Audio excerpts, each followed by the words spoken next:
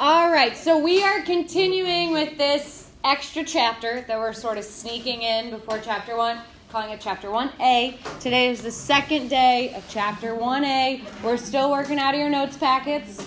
And today we're talking about signed numbers, fractions, and exponents. So just continuing to review those algebra skills that you should have already come prepared to use. Here is our first example.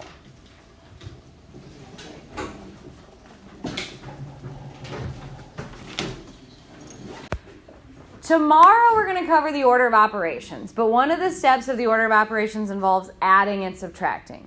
You add and subtract the same way you read. You work from left to right. So that's what we're going to do on this problem. We're just going to start at the beginning, work left to right. It's all adding and subtracting. Some of the numbers are positive, some of the numbers are negative. So if I start here and I work my way that way, what is negative 15 plus 16? 1. Then I will just write everything else that I have. You should be doing this with me. What is 1 minus 18? Negative 17. Good.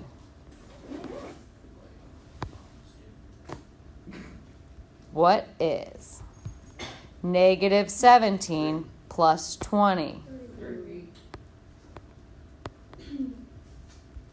What is 3 plus 8? 11.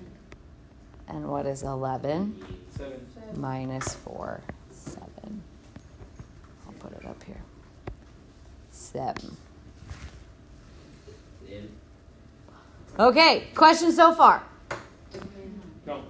Today should be sort of a refresher. We are not using calculators today. So if you're like, I'll just type this in. No, you won't. All right? I need to see all your steps. I need to see all your work. We're going to practice the rules for adding and subtracting signed numbers today. Any questions? All right. Here is example 2.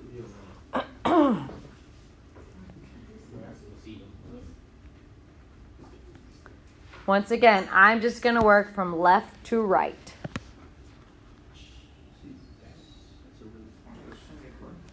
So, if I am subtracting a negative, does anyone remember how to do that? A minus negative is like a plus a positive. So I'm going to just make that one big plus sign. What is 15 plus 6? 21. Minus negative 3. How many negatives make a positive? 2. So I'm actually just going to pick 2. Pick any 2. You could do the first one and the second one. You can do the last 2. Make them a plus, okay? That's just being extra. So now I have a positive 3. What is 21 minus a positive 3? 18. Box it in.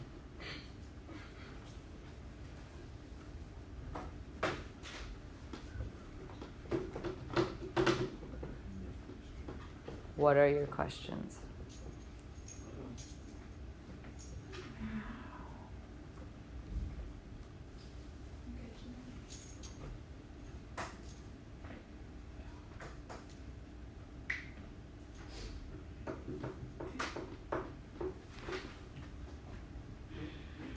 All right, number 3.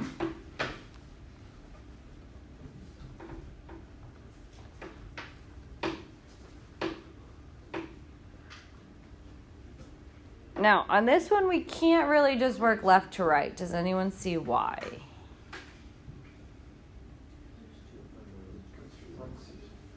Which parentheses?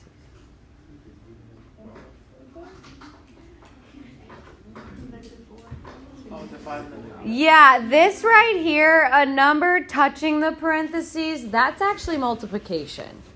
Okay? Not to be confused. If it was like that, that's subtraction.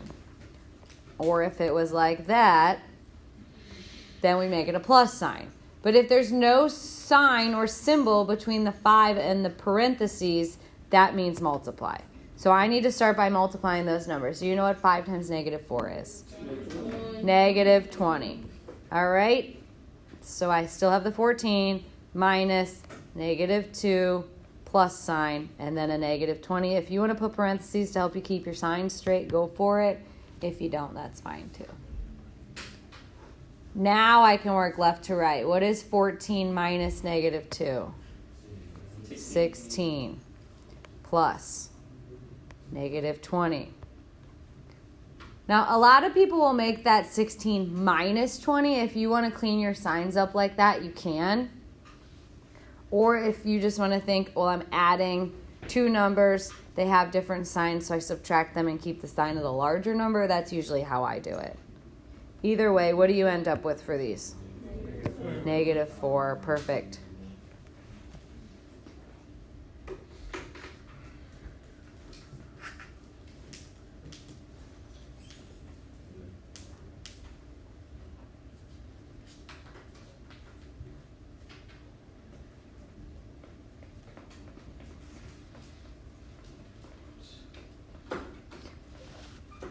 All right. Next, we're going to move on to fractions.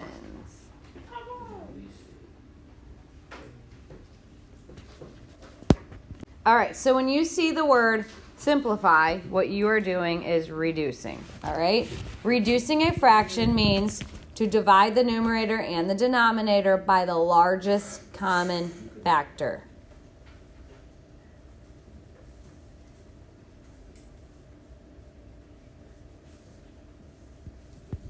So the biggest number that goes into both the numerator and the denominator, we're going to divide that number out. That simplifies the fraction for us.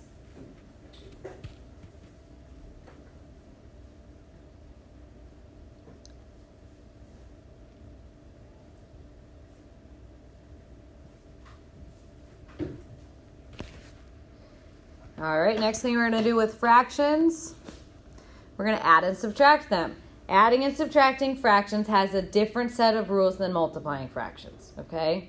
So don't try to mix and match these rules. You got to remember where you're at. When you're adding and subtracting, first you're going to reduce, then you're going to get common denominators. Add or subtract the numerators, keep the denominators the same. You do not need common denominators when you're multiplying or dividing fractions.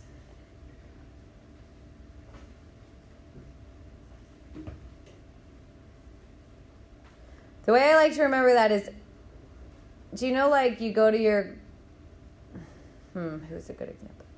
Like your grandma, right? You go to your grandma's house. Do you act the exact same way that you act at your house? Yeah. Some people do. What if you go to, like, your great aunt's house? Do you act the same way that you act at your house? I don't. Like, at my house, I get home, I put my pajama pants on, I put my feet up on the coffee table, I drink whatever I want, I eat whatever I want. I'm at home, right? I have a different set of rules that I follow when I go to someone else's house. I don't plop down on their couch and throw my feet up on the coffee table, right? So I like to think of that when we're talking about adding and subtracting versus multiplying and dividing. Adding and subtracting live in a different house. They follow a different set of rules, okay? When you're in the adding and subtracting house, maybe you can drink out of the milk carton, all right? But you walk across the street to the multiply and divide house, and they're going to scream at you, all right? It's a different set of rules. You can't mix and match. Are you taking your shoes off at the door? Are you wearing them all the way in? I don't know. Depends which house you're at. So when we're in the adding and subtracting house, we are following these rules. We're reducing the fractions first. We're getting common denominators. We're keeping those denominators the same. We're adding or subtracting the numerators. Okay? That's in the adding and you can even make this box a little house. Okay? Now, I'm going to go across the street to the multiply divide house. I don't need common denominators. They're a little more relaxed over there. However, I can't have mixed numbers in this house. So you got to make them improper fractions first. you can you can simplify out any common factors, and then you just multiply across the top, multiply across the bottom.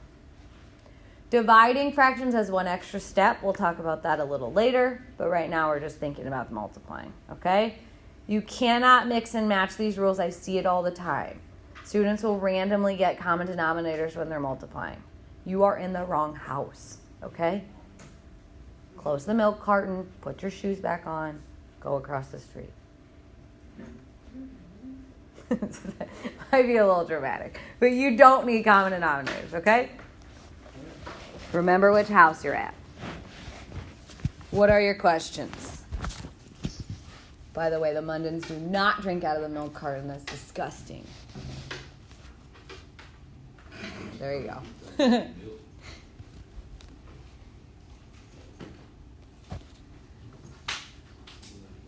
Number 4. So first we're just going to practice reducing the fractions. Do you know a number that goes into both 16 and 24? Yes. 4 does.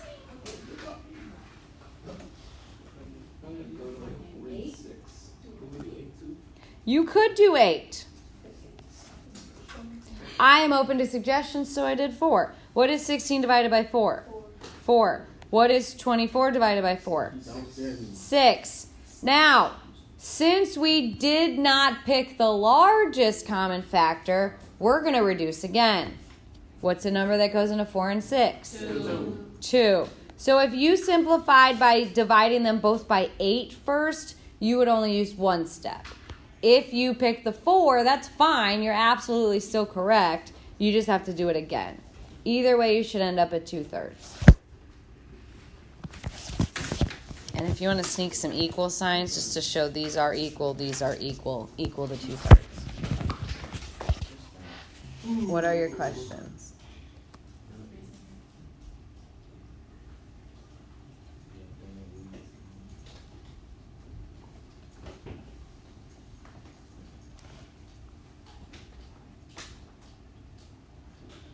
All right, here's our next one. Negative 90 over 80. Now, this is going to bring us into the multiplying and dividing rules with signed numbers. We did it with the 5 times negative 4. When you are multiplying a positive times a negative, what's your answer going to be? Negative. Good. If you have one of each sign, that's when your answer is positive. So just quick review on that as well. What's a number that goes into both of these? 10. So I'm going to divide the top by 10 and the bottom by 10. What do I get? Negative 9 over 8. I hate mixed numbers. Hate them. I don't know why. I don't like them. I don't want to see them. Improper fractions all the way. Don't. If there might be a section on the test that's like, write these as a mixed number, then do it. But other than that, I want improper fractions. I'll just take a point off. Just circle it and put a -1. What if we accidentally do it without making it? Then you get a -1. I mean, I'm not going to sit there and analyze why you did it. I'm just going to take the points off and you won't do it again, I bet. I know. All right, getting into that adding and subtracting house. What do I need in the adding and subtracting house? Common denominators. So 1. What's a common denominator? Yes, so a common denominator is a number that you can change both denominators into through multiplication. I can multiply the 3 by a number and get 15. I can also multiply the 5 by a number and get 15.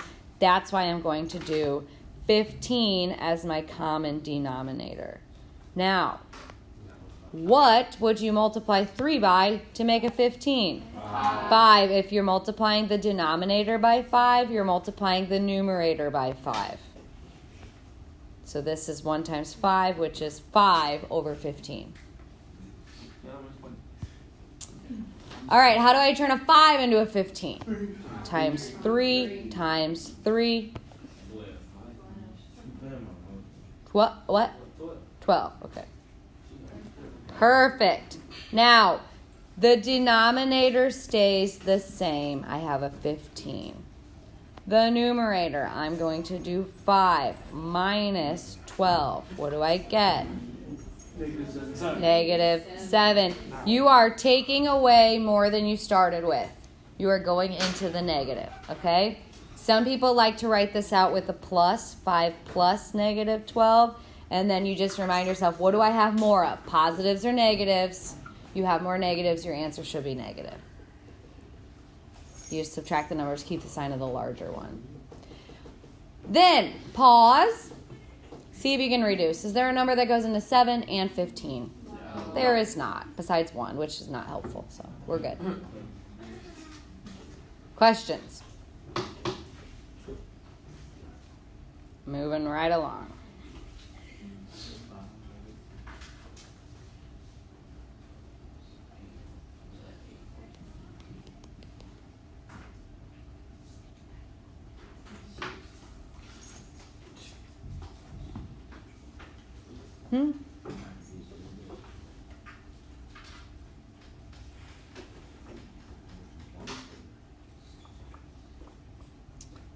Does anyone have any ideas how we should start this?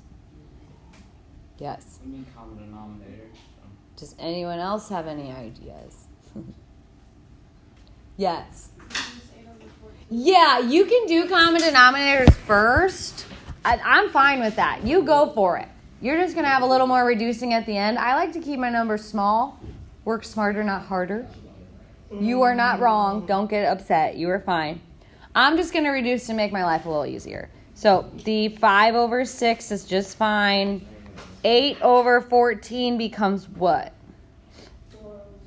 4 over 7. Good. You can reduce top and bottom by 2. Okay.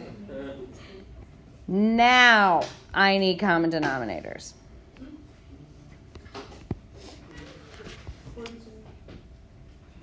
Six does not go into 14.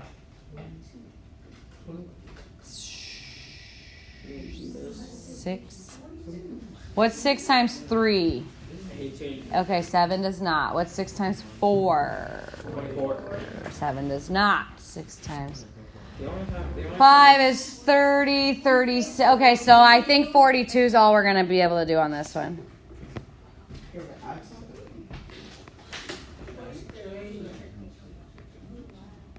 Okay, what do I multiply a 6 by to turn it into a 42? So I need to multiply the top by 7 as well. 35. All right. And the 7 by 6, which is a 24.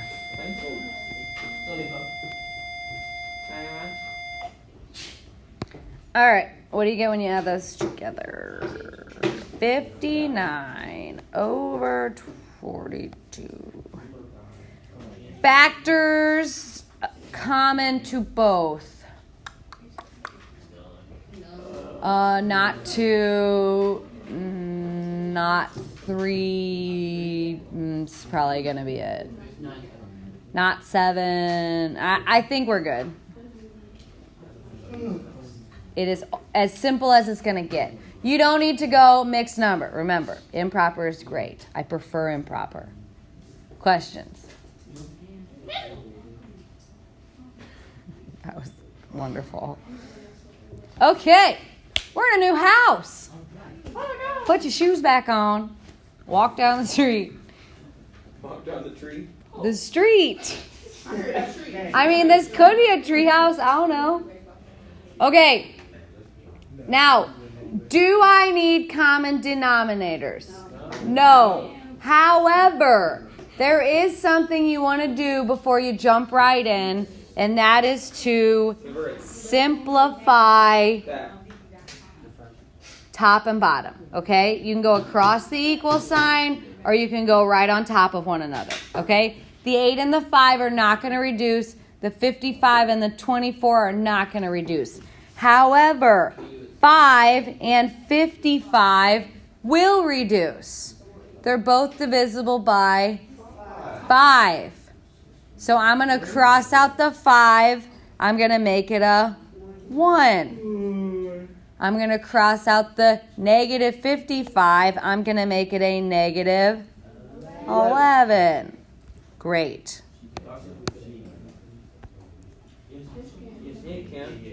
What? Yeah, the 8 and the 24 are both divisible by 4. 2 works, 4 works, and 8 works. We're going to go with the biggest one, okay?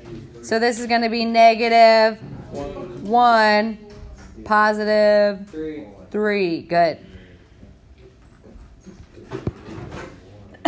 All right, and when you're multiplying, you multiply across the top. What's a negative times a negative? Positive 11. 1 times 3 is 3. Are there, getting a little chatty, are there any common factors of 11 and 3? No. We're good. What are your questions?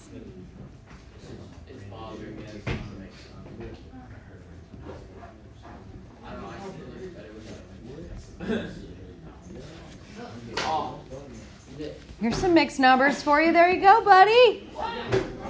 Okay.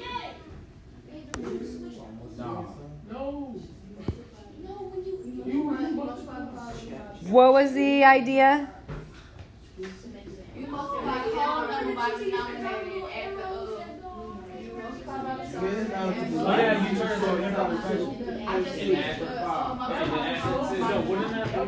Okay, you are all literally saying the same thing, okay? We need to make these improper. The way we do it is we multiply first, then we add. You, like 4 people said it. Okay, what is 7 times 2? 14. What's 14 plus 2? 16 over 7 is how we make that improper. Keep the multiplication. Keep the negative. Same thing in the back. What is 6 times 5? 30 plus 5. 35. It is negative over 6. Now, the negative was out front with the 5. You can keep it out front, like right in front of the fraction bar, or you could put it with the numerator or put it with the denominator. You cannot put it with both. You got to pick one. There's one negative sign, okay? Now, we can simplify across the equal sign, or that was wrong, across the multiplication symbol if there are common factors in any numerator and any denominator. 7 and 35. So 7 and 35 reduces to what? 1 and negative 5. Good. 16 and 6 are both even. So what is it? 2. Yeah, 8 and 3. Good. And these are equal. These are equal. What is 8 times negative 5? Negative 40. What is 1 times 3? 3. Phenomenal.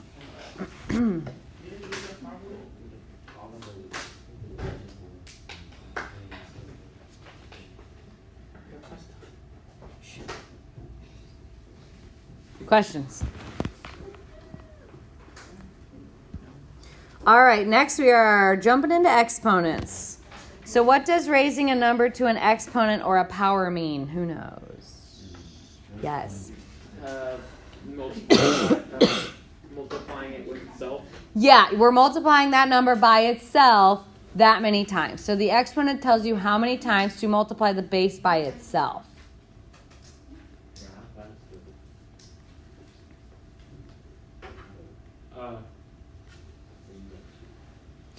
Okay, write all this down, then we're going to talk about it. Even exponents is where it gets kind of tricky. It depends where your parentheses are. if the number is in parentheses and it's negative, you have that negative sign as many times as the exponent is.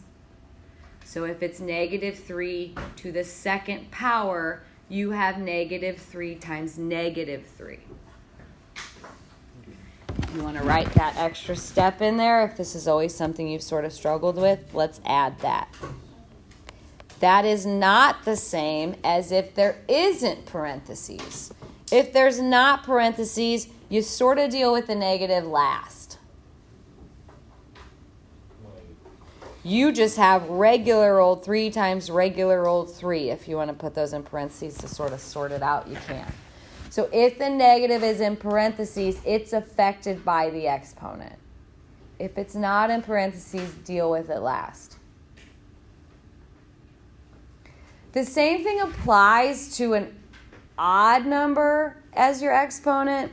The good news is it doesn't matter. If you have negative 2, negative 2, negative 2, 2 of the negatives become a positive, you still have that extra one, so your answer is negative.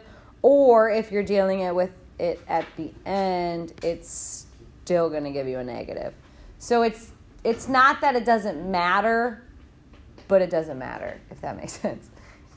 Either way, you get the same answer. This is something students struggle with a lot. The good news is the calculator also knows this rule. So once I let you use calculators, it'll help you out on this.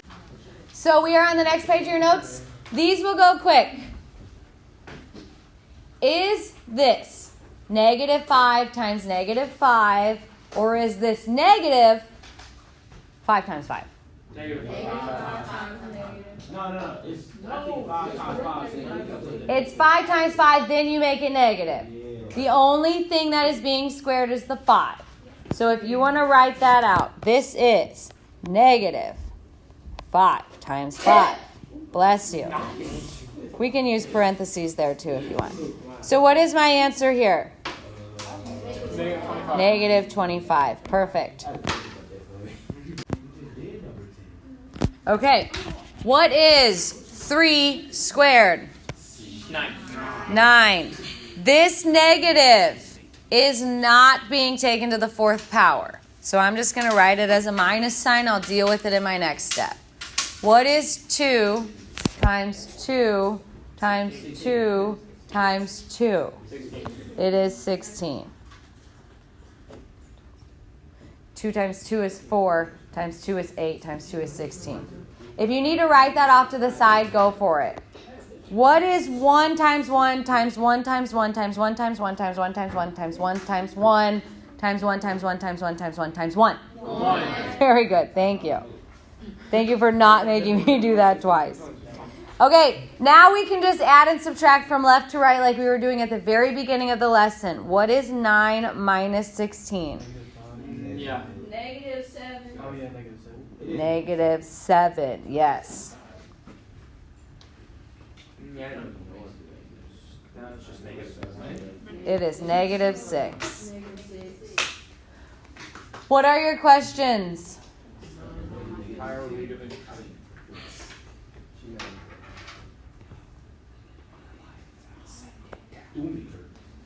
What? 12.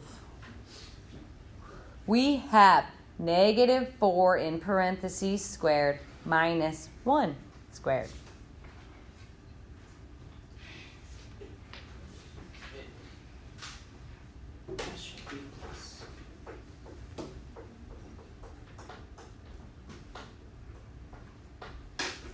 What is negative 4 squared? 16. Positive 16. If you're still confused, you can write out this step where you remind yourself that that negative is being taken to the 2nd power. Okay? However, with the 1, it is not because there are no parentheses. Okay? So this is positive 16 minus 1, which is 15. Good. And I like to do my equal signs in the front.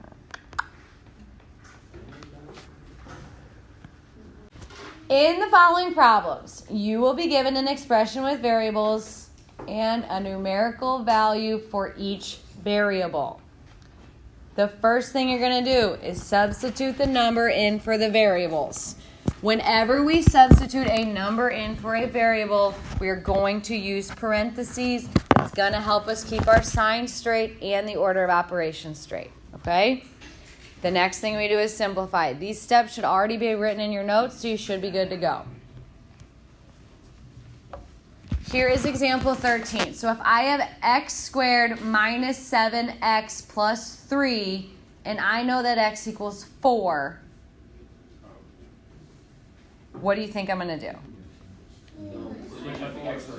Yeah, you take every x out, you put a 4 in, and I'm going to use parentheses until I know what's going on with my signs.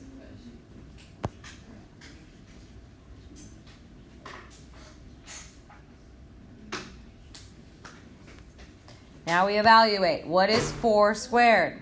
16. Minus. What is 7 times 4? 28. 28. Plus 3. Now we can move from left to right.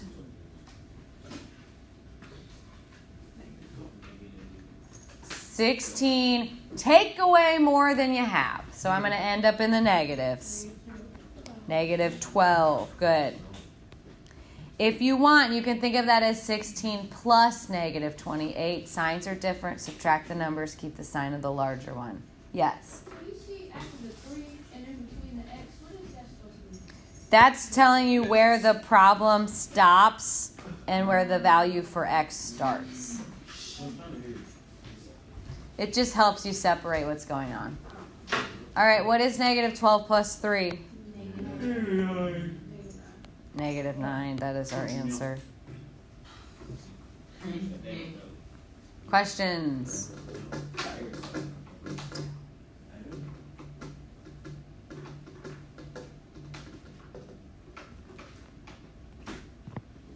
$14. Same thing. So where you see the semicolon, that's where the actual math stops and the value for x begins.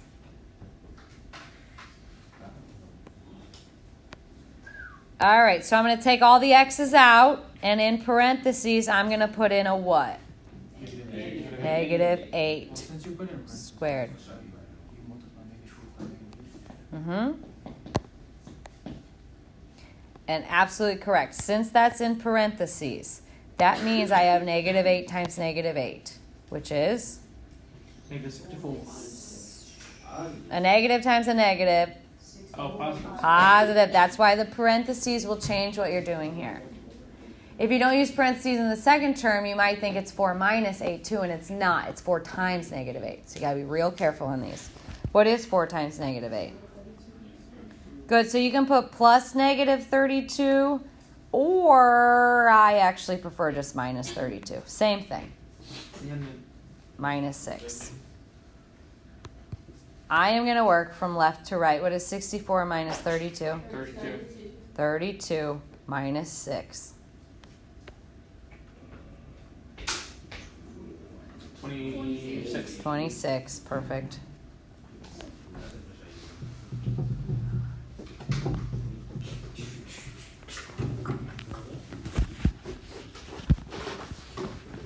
All right. Ready?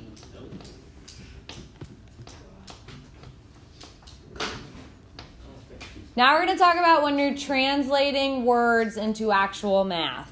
So, what are the different ways we can say add? Plus, sum. You might see like all together. Now, we might come back to this chart if I'm just not thinking of one. You know what I mean?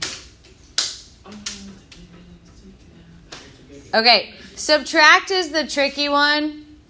You can say minus. You can say difference. Now, decreased or decreased by. The tricky one, I'm going to put a little star by it, is when you say less than. That's tricky because that usually implies that the order has switched. If you want 4 less than 10, you start with the 10, you minus the 4. Okay? That's why I put a star by it. That's going to switch your order. Okay? Multiply is product times. There's a tricky one. Of actually means multiply. Okay. The weird word for dividing is quotient. Or yeah, you can use division, dividing. And then for an exponent, you could say like to the. Multiply by. Yeah, to the power. Okay. Or you could say like times itself. And again, we might come back to this chart if one pops up that I'm just kind of not thinking of right now or we haven't really come up with. We'll add it to the chart, okay? All right, let's get through these examples. Are we all ready to roll? Okay. Beware. There are 2 cases where the order switches. We already talked about this, where it's like less than. Or if you say like subtracted from, like 4 subtracted from 10, you do 10 minus 4. So be real careful on those 2 words.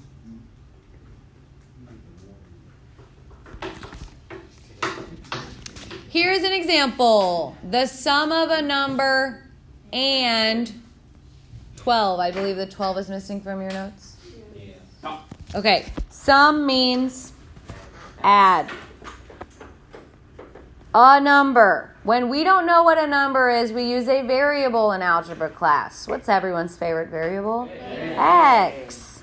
So I'm going to do X plus 12. If you want to use an N, that's fine. If you want to use a P, that's fine. Whatever your favorite variable is. But a number, that's our unknown.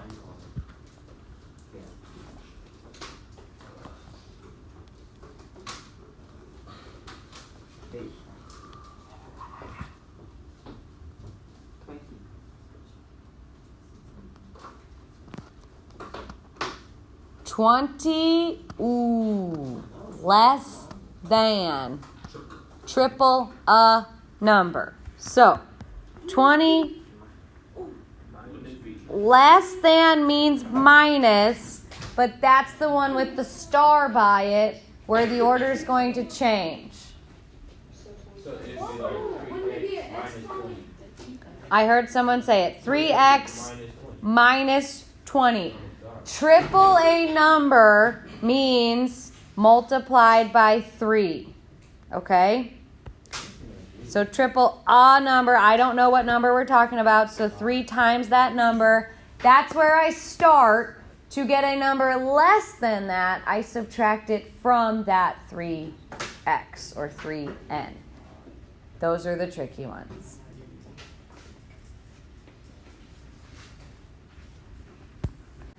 Quotient means divide. The quotient of 7 and a number squared. We did not talk about squared. What does squared mean? Exponent. To the what exponent? Second. So you might want to add that to your chart if that's not something you already know. A lot of you probably already know it. The quotient of 7 and a number squared. So what's coming first or what's going on? 7 divided Yes. by x. So we don't use a lot of this guy. We don't use a lot of that guy in algebra.